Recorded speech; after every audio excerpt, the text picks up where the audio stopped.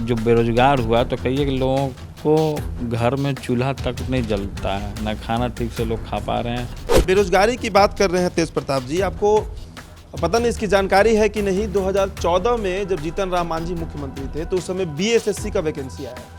आज 7.5 साल बीत गए, अभी तक इस सरकार में जो छात्र फॉर्म भरे थे, आवेदन किए थे, कहीं का शादी हो गया, कितने के बच्चे हो गए, अभी तक ज्वाइनिंग नहीं हुआ। और कितने सरकारी एग्जाम्स होते हैं जो नौकरी के लिए, उसके लिए क्या कहना है? खासकर नौजवान को शिक्षा से वंचित किया गया। खासकर पूरे बिहार में जिस तरीके से शिक्षा का गिरावट हुआ है, समय पे एग्ज़ाम नहीं हो पाता है, अब कोई एग्ज़ाम का फॉर्म भरने जाता है उसमें घूस मांगता है।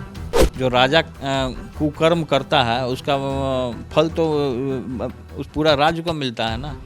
तो राजा ही भ्रष्ट है, जब राजा ही घोटाले में भ्रष्ट है पूरे तरीके से, तो उससे क्या उम्मीद लगा सकती है।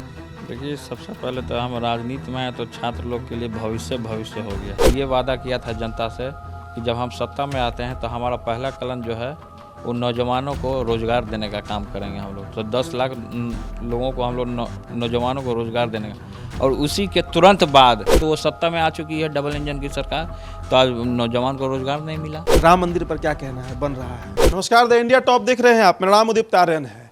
छात्र जनशक्ति परिषद एक नव संगठित छात्रों के लिए संगठन है बिहार में।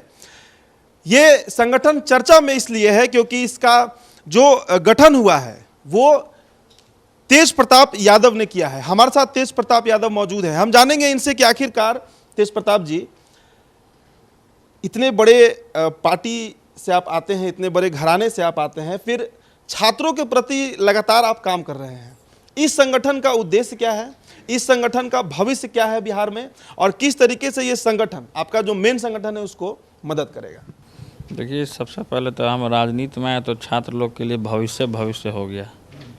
और दूसरी बात कि हमारा संगठन बनाने का जो उद्देश्य है, छात्र नौजवानों की आवाज़ को दबाया जाता था, और उसको हम लोगों ने छात्र जनशक्ति परिषद के द्वारा उसको आवाज़ को बुलंद करने के लिए एक प्लेटफॉर्म नौजवानों को हम लोगों ने देने का काम किया है। और इस प्लेटफॉर्म के ज़रिए हम लोग जिस तरीके से देश में आप देख रहे हैं कि किसान भाई जो हैं किस तरीके से आंदोलन कर रहे हैं, कई किसान अपने अधिकारों के लिए, अपने हक के लिए लड़ के शहीद होने का काम किए हैं। और हम लोगों ने इसमें 4-5 मंत्र हम लोगों ने, जो जेपी जी ने 1974 में जो टोटल रेवोल्यूशन का जो उन्होंने नारा दिया था, टोटल रेवोल्यूशन, तो टोटल रेवोल्यूशन में ही ये 4-5 जो हमारे मंत्र जो हमने देने का काम किया, शिक्षा, बेरोजगारी, भ्रष्टाचार, महंगाई, स्वास्थ्य और बेरोजगारी को लेकर के हमने, इसलिए जिस तरीके से पूरे देश की जो हालात हैं, आप देख लीजिए कि इन्हीं 4-5 जो मुद्दे हैं इस पर टिकी रहती है, और इससे बहुत सारे लोग परेशान हो चुके हैं। कई एक लोग उन्होंने के जो बेरोजगार हुआ तो कई एक लोगों को घर में चूल्हा तक नहीं जलता है, ना खाना ठीक से लोग खा पा रहे हैं, ना ठीक से रह पा रहे हैं, क्योंकि पूरे तरीके से कष्ट लोगों ने झेलने का काम किया है। और ख़ासकर नौजवान को शिक्षा से वंचित किया गया। खासकर पूरे बिहार में जिस तरीके से शिक्षा का गिरावट हुआ है, लगातार घोटाला हो रहा है। शिक्षक अगर हैं स्कूलों में या कॉलेजों में तो परमानेंट नहीं हैं, उनको वेतन तक नहीं मिलता है सरकार के द्वारा। और जो पुराने टीचर हैं वो तो हैं ही, और जो नए भी टीचर जो हैं उन लोगों को पढ़ाने नहीं आता है। तो बहुत सारे कमी है। फिर से बिल्डिंग की स्थिति जर्जर स्थिति है, समय पे एग्ज़ाम नहीं हो पाता है, अब कोई एग्ज़ाम का फॉर्म भरने जाता है उसमें घूस मांगता है।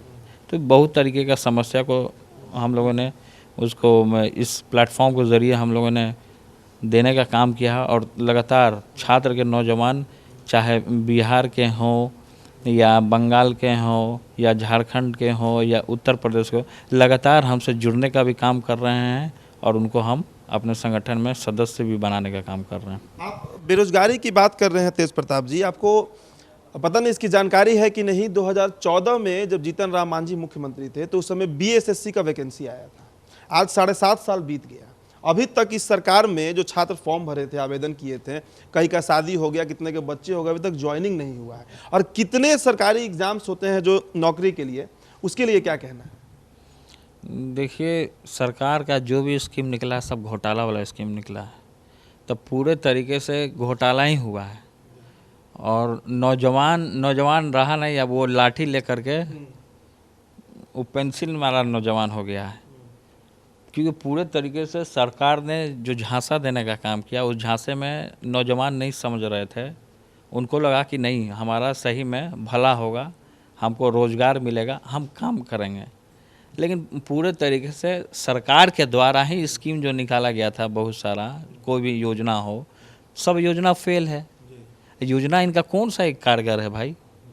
जो भी योजना है, चाहे स्टूडेंट क्रेडिट कार्ड की बात की जाए कि 4 लाख नौजवानों को स्टूडेंट क्रेडिट कार्ड मिला, तो नौजवान यहाँ उपस्थित हैं कि किसी को कोई 4 लाख रुपया नहीं मिलता है, ना पढ़ने के नाम पे, ना किसी भी तरीके के नाम पे।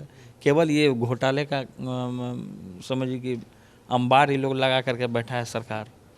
तो घोटाला पे घोटाला ये लोग किया जा रहा है, और जो आम से आम आदमी को, गरीब से गरीब लेबर क्लास के लोगों को कोई फ़ायदा नहीं हो रहा है।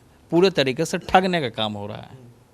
जिम्मेदार आप इसके लिए किसे मानते हैं, सरकार को कि जो ब्यूरोक्रेट्स?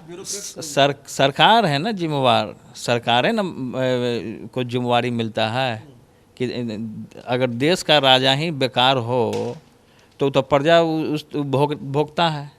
जो राजा कुकर्म करता है उसका फल तो उस पूरा राज्य को मिलता है ना। तो राजा ही भ्रष्ट है, जब राजा ही घोटाले में भ्रष्ट है पूरे तरीके से, तो उससे क्या उम्मीद लगा सकती है जनता या पब्लिक? जी। अब एक और सवाल है कि कश्मीर में बिहारियों की मौत हो गई, अभी भी शायद वहाँ पर 200 लोग फंसे हुए हैं। बिहार के बाहर हमने कोविड काल को भी देखा, किस तरीके से जो पलायन करके मजदूर आ रहे थे उनके नाम पे भी घोटाला हो रहा था बिहार में।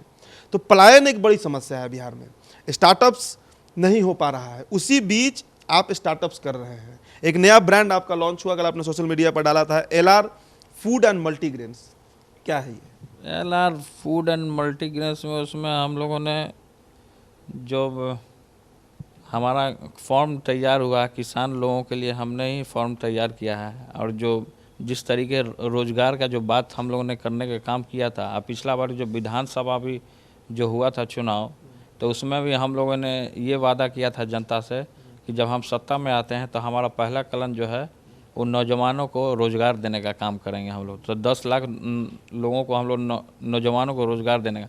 और उसी के तुरंत बाद जब ये हमारा फैसला जब सरकार ने सुनने का काम किया, डबल इंजन की सरकार ने, तो उसने भी हमारा जो ये मुद्दा है उसको कॉपी करने का काम किया। वो बोला कि हम भी 20 लाख लोगों को रोज़गार दें। तब तो वो सत्ता में आ चुकी है डबल इंजन की सरकार, तो आज नौजवान को रोज़गार नहीं मिला, लोग संघर्ष कर रहे हैं। पलायन का सबसे बड़ा कारण क्या लगता है तेज प्रताप जी? आज बिहार से सबसे ज़्यादा पलायन हो रहा है। पलायन हो रहा है तो सबसे बड़ा कारण है कि मुख्यमंत्री जी का घोटाला। मुख्यमंत्री जी इतना अरबों खरबों जो घोटाला करके बैठे हैं, और ऐसे ऐसे मंत्रियों को, भ्रष्ट मंत्रियों को बैठा करके रखे हैं, ऐसे अफसरों को, भ्रष्ट अफसरों को बैठा के रखे हैं कि गरीब गुरबा कोई भी थाना में या ब्लॉक में या गांव में अपना काम के लिए जाता है तो उससे घूस लिया जाता है, जिसका कारण है कि लोग यहाँ से छोड़ कर भागना चाहता है, कोई टिकना नहीं चाहता है, यही कारण है। सब भागता है। बहुत तरीके का कारण है। लोग झूठे मुकदमे में थाना में ब्लॉक में फंसा देता है, लोग को मुकदमा कर देता है। जो निर्दोष आदमी है उसको ज़बरदस्ती घसीटा जाता है। तो बहुत तरीके का समस्या है बिहार में, जो कि लोग पब्लिक नहीं टिकता, सब भाग जाता है। अच्छा, इतना डबल इंजन की सरकार जब से बनी है तब से पूरा आधा बिहार खाली हो गया है। आधा बिहार खाली हो गया है। चलिए, ये क्या है? आप अभी तस्वीरों में ये जो है हमारा, जैसे कि कोई भी पार्टी में या फंक्शन में, या देखिएगा आपकी रैली होती है, तो सभा होता है, तो उसमें जो नेता लोग जो होते हैं वो पूरा फूल लुटाने का काम करते हैं, फूल को बर्बाद करने का काम करते हैं। तो हमने ये सूत का माला दिया, जो महात्मा गांधी जी पहना करते थे, सूत का माला अपने हाथ से बना करके। हमने कहा कि फूलों का हम संगठन में अपने विरोध करने का काम करेंगे। हमको फूल से कोई प्रॉब्लम नहीं है, लेकिन हम फूल तोड़ना नहीं चाहते हैं, क्योंकि फूल बर्बाद होता है। फूल बर्बाद होता है, जिस तरीके से पानी जिस तरीके से बर्बाद हो रहा है, उसी तरीके से फूल भी बर्बाद होता है। क्योंकि देखते हैं कि कई एक सभाओं में, रैली में मोटा मोटा माला पहनाता है। वो मोटा माला पहनाने से क्या फ़ायदा है, उसको बचा के रखना चाहिए। फूल बहुत तरीके का काम आता है, भगवान का पूजा में भी काम आता है। तो उसको फूल से, हमने फूल का भी एक नया कॉन्सेप्ट निकालने का काम किया कि फूल को जैसे मंदिर में या मस्जिद में या गुरुद्वारा घर में या कहीं भी फूल को भगवान में इस्तेमाल होता है, तो फिर उसको पुजारी क्या करते हैं कि उसको डस्टबिन में फेंक देते हैं। फिर उसके बाद वो ट्रक वाला आता है, उसको उठा करके कचरा वाला वो ले जाकर नदी में, तालाब में फेंक देता है। तो नदी तालाब में जितने कचरे वाले फूल है उसको हम इकट्ठा करवाते हैं और उससे हम अगरबत्ती का भी निर्माण करते हैं। तो उसको रिसाइकिल कर दिए हम। तो इसीलिए हमने कहा कि फूल का जो है कि ज़्यादा से ज़्यादा कम इस्तेमाल हो। हमने जो लोग इस्तेमाल करते हैं वो इस्तेमाल कर रहे हैं, लेकिन हमारा एक अभियान है कि फूल को हम फालतू कामों में या माला पहना दिया या कुछ भी कर दिया या रैली में लुटा रहा है फूल, तो उस तरीके का हमने विरोध किया है कि संगठन में हम ये सूत का ही माला रखने का काम करेंगे। चलिए, अब पूजा पाठ की बात हो रही है, यहाँ पर भगवत गीता का किताब भी रखा हुआ है। धार्मिक प्रवृत्ति के आपके जो लगातार आचरण है उसे समझ में आता है। राम मंदिर पर क्या कहना है, बन रहा है? देखिए, सबका आस्था होता है और हम सारे लोगों को आस्था का हम सम्मान भी करते हैं। अब मंदिर बन रहा है तो अच्छी बात है, भगवान का मंदिर है, मंदिर बनना चाहिए, मस्जिद बनना चाहिए, गुरुद्वारा घर बनना चाहिए। तो भगवान कहते हैं, भगवान ने कभी ये नहीं कहा कि मेरा मंदिर बनाओ या मेरा पूजा करो, भगवान ने ये कभी नहीं कहा है। लोगों का आस्था है और जब मनोकामना पूर्ण होता है तो लोग बहुत तरीके का लोग कि सोचते हैं कि हम भगवान को लड्डू चढ़ाएंगे, फूल चढ़ाएंगे, मिठाई चढ़ाएंगे या पूजा करवाएंगे या यज्ञ कराएंगे या भागवत कथा कराएंगे। ये बहुत तरीके का लोग का अपना दिमाग रहता है। तो मतलब बीजेपी का मनोकामना 2014 में पूरा हो गया, फिर 19 में पूरा हुआ, इसीलिए मंदिर बन गया। देखिए, बीजेपी का मनोकामना होता है लड़वा के और सबको ख़त्म करना। मेन मकसद है कि बीजेपी वाले जो है ना वो तिरंगा नहीं पसंद करते हैं, वो चाहते हैं कि आरएसएस का झंडा लहराए। तो ये तो नामुमकिन है, ये तो नामुमकिन है कि आज़ादी के समय में जब आज़ादी की लड़ाई जब चल रही थी तो उसमें सारे लोगों का अहम भूमिका था, चाहे हिंदू भाई हो, मुसलमान भाई हो, सिख भाई हो या ईसाई भाई हो, सब लोगों का ये देश है, तभी सोने की चिड़िया कहलाती है। अंतिम सवाल, पिताजी का वापसी हुआ है, कैसा लग रहा है, बल मिला आपको? देखिए, तो बल तो है ही, बल तो हमको मिला ही है, बल क्यों नहीं मिलेगा? दोनों सीटें निकाल रहे हैं आप लोग? निकल रहा है।